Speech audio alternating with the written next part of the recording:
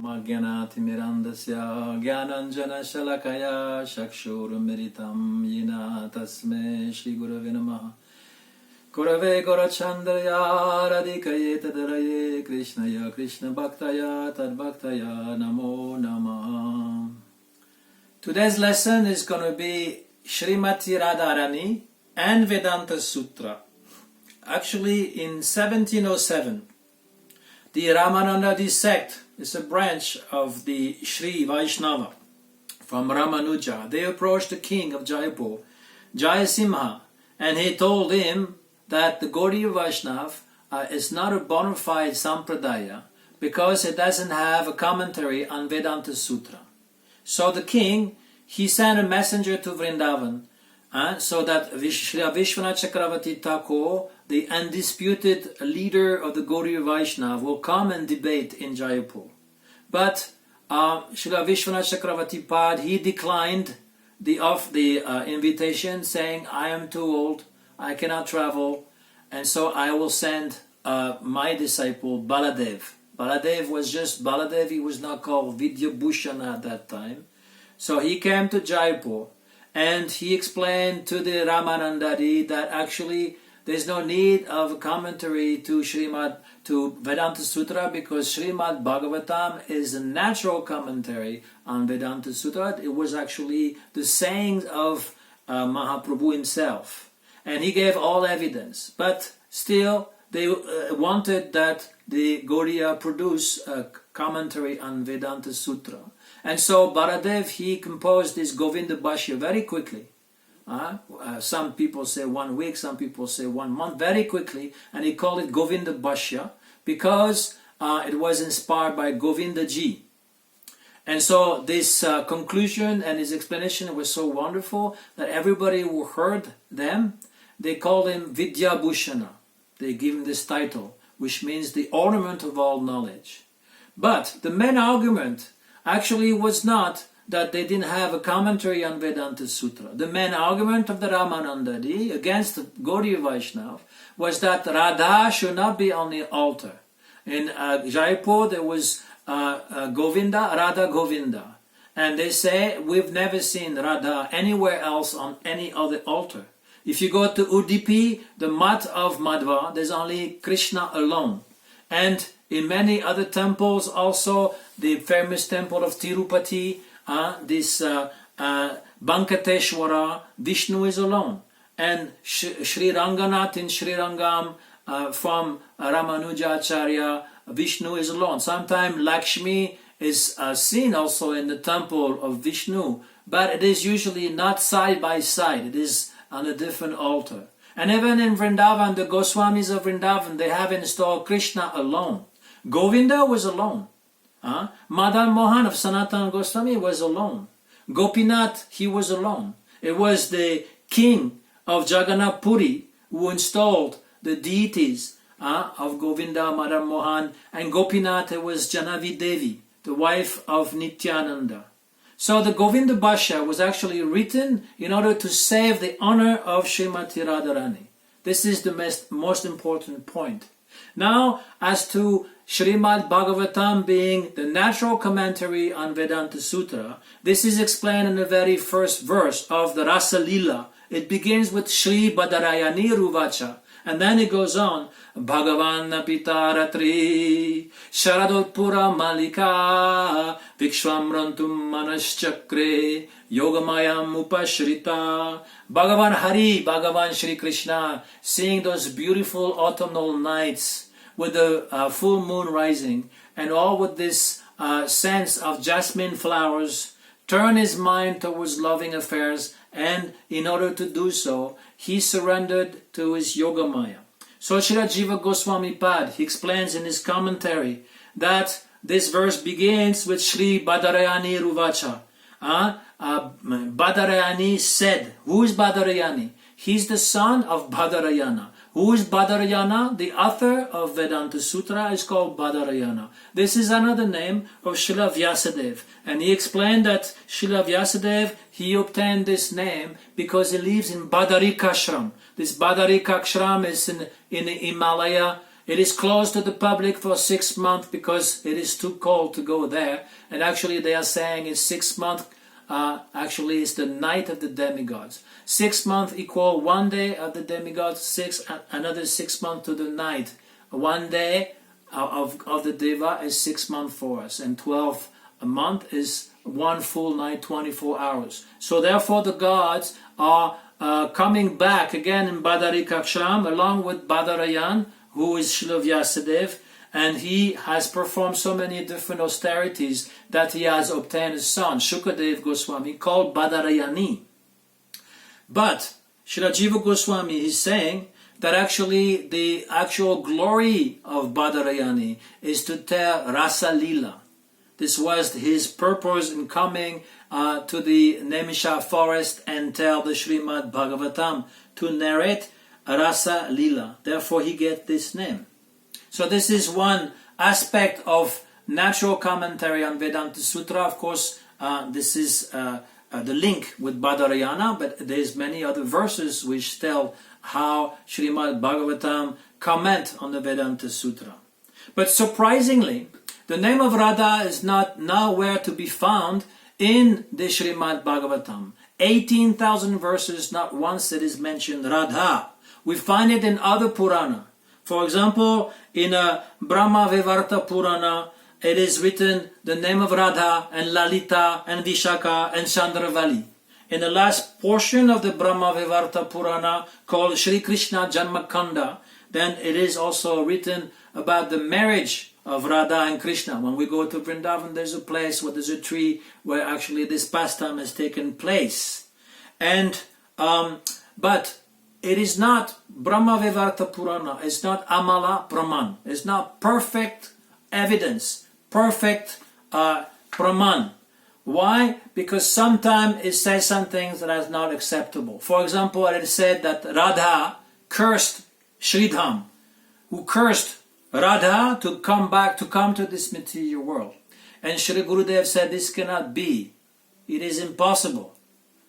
We have to listen to the spotless Purana, Amala Purana, who is also perfect evidence, Amala Praman, because it rejects all kinds of cheating religion. Ketava Dharma, this is second verse from Srimad Bhagavatam. The name of Radha is not pronounced, it's not written directly, but indirectly, because the gods actually, they love indirect way of speaking, not direct. Krishna plays his flute, and with his flute, each note of his flute, he's calling one gopi. Every gopi is thinking, oh, he's calling my name only. And they all come at the dead of night to meet Krishna. And Krishna will tease them. Oh, have you come to see the beauty of the forest? And they say, no, we have come to be with you because you called us. Krishna is playing with them. This is the beginning.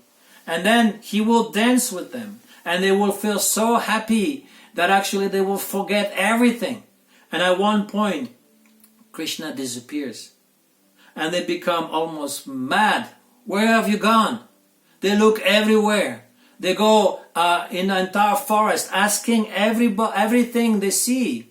The trees and the bushes and the animals. Where is Govinda? Have you seen him?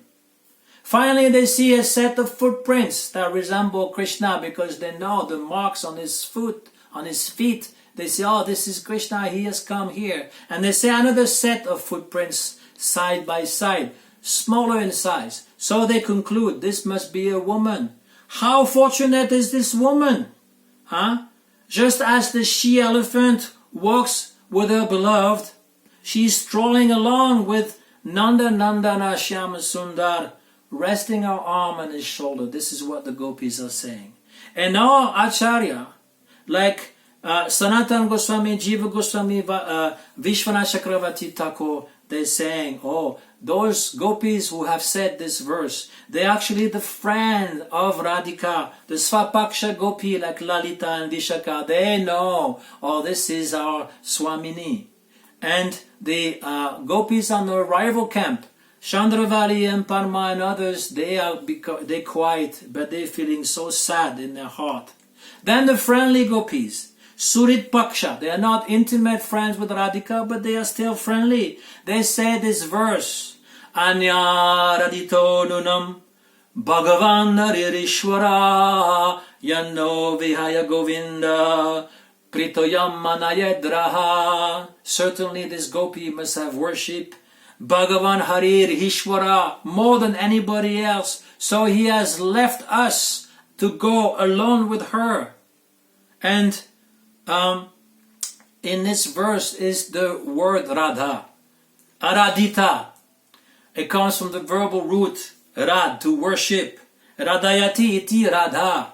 Jiva Goswami explained Shukadev didn't want to pronounce the name of Radha, but understanding the meaning of Govinda.